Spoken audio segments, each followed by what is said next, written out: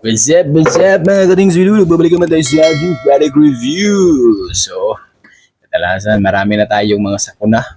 So, nagba-brown out na, bagyo, lindol. So, nawawalan tayo ng kuryente dahil napuputol yung ating mga poste. Siyempre, dahil skill tayo, meron tayong mga battery sa hand drill. So, bumili pala ako ng portable power inverter. Ang brand niya ay Kilat model KPP I02. Yan. So ang input niya ay 18 volts to 21 volts at output ay 220 volts. So meron siyang DC. Yan, DC 5 volts type C. And then 150 watts total output power. Ayan. Power inverter portable. So buksan natin. So 400 plus lang ito. Yan. So ito yung itsura. Kanya saksakan na 220 volts. Ito. Pero kung type to C to type C, yan. Meron siyang USB type. Pwede. At meron siyang indicator para makita nyo ilang volts yung ating battery. Yan ang kanyang technical data. Siyempre, meron na itong overload, protection, short circuit. Yan. Ang kanyang switch button power, on and off. Ito. Sa ilalim niya, yung para sa ating battery sa ating drill. So, hanggang 18 volts to 21 volts ang kaya niya. Yan. So, meron akong sa aking drill na Tankmore 21 volts. Yan. Yan, Tankmore 21 volts. Ganyan lang guys, saksak natin. Parang hand drill lang. Parang ganito, yung Tankmore ko. Yan. Ang battery niya. Kung meron na kayong 21 volts to 18 volts, na kayong bumili ng battery. Pero kapag bumili kayo, meron namang naka-include na battery. Yan, saksak natin. So, yan. So, i-on natin. Yan. Yung laman ng aking battery guys ay 20.9 volts. Yan. Pero mas maganda ito kung may cover. Kasi 220 na ito eh. May cover siya. Para safe. Try muna natin yung isa kong battery. May isa kong battery. Kung gusto nyo may iba kayong battery, ito meron akong powerhouse.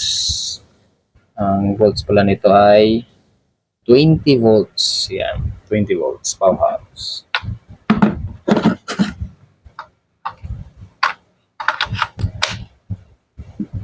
Yan.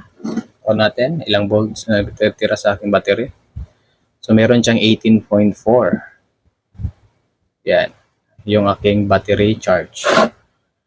So, iti-try natin. Kuha muna ko ng i-charge tayo ng cellphone or iba pang mga gadget.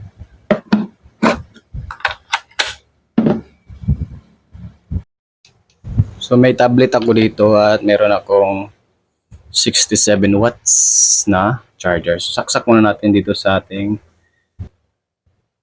yan. Saksak natin sa 220 volts. Ayan guys ha. Yan lang. Wala yung putol. Saksak natin sa rektang 220 volts.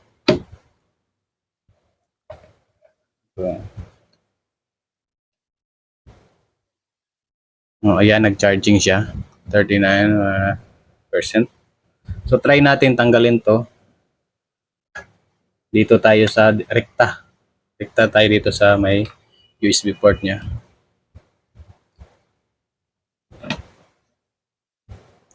Charge pa rin siya guys. Pwede kung meron kayong yan. Type C. Type 2 sa Type C. Yan. So yan, meron akong 7 watts na LED bulb. So rekta ito. Yan. On siya guys. May sarili siyang switch. Yun. So, pwede ito pang emergency na supply sa ating kuryente. Yan, emergency, portable, power inverter. So, maghahanap tayo na pwede pang isagad natin. Maghahanap tayo ng malaking watts kung kaya ba niyang banda rin. Maghahanap ko ng drill na corded. So, yan guys, sinaksak ko na. So, yan. 650 watts, 650 watts. Ayan. Wait lang. So, yan yung kanyang cord. Hindi ko yan sinaksak sa outlet. So, kaya nyo bang andarin? Siyempre, wag nating puwersa. Pero, try nating sagarin. Lakas naman guys. Yung variable speed niya ay hindi naka-full. So, ayan. Sakto lang sa pang butas ng tiles. So, nakikita nyo yung indicator ng ating battery. Yan. 20.7 volts na ang natitira. Malakas siyang mag-consume guys ng battery. So, yan. Nakikita nyo bumaba siya bigla. So, 650 watts ito. So, mas maganda talaga gamitin pang emergency lang. Laptop charge o hiking, camping, ayan. Pwede ito. Pero kung magtatrabaho ka nito, madaling maubos yung battery. So, pang emergency lang na charger, ayan. So, ngayon itatry ko sa aking Jigsaw na Lotus na 800 watts. Siyempre, ito ay 150 watts lang. At yung speed niya ay 4. Siya nakasaksak yan guys. Baka sabihin yung sinaksak ko dyan. So, umandar yung indicator niya. Ayan. So, natin sa ganun full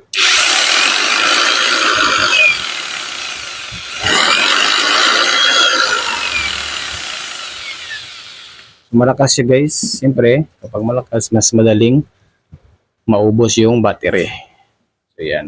So, nakita natin na kaya niya yung kahit 800 watts na Jigsaw. So, hindi siya recommended para sa mga malalaking watts kasi maubos yung battery mo. So, mas maganda sa mga tablet, cellphone, o emergency light, laptop, kung nag-online ka, ganyan. Kasi kaya niyang pa andarin yung malalaking watts. Pero kaso lang, yung battery lang natin ay 21 volts lang. So, for emergency lang talaga. So, kung nagustuhan niyo ito, ilalagay ko sa link description or sa ating nakatag dyan. Yung link kung saan ito may bibili. So, sana meron kayo nakuhang idea bago kayo bumili ng portable power inverter. So, salamat sa panonood. Huwag kalimutan mag-like and share and comment for more videos. This is Rometric. Thanks for you. Bye-bye. Ang link nasa description.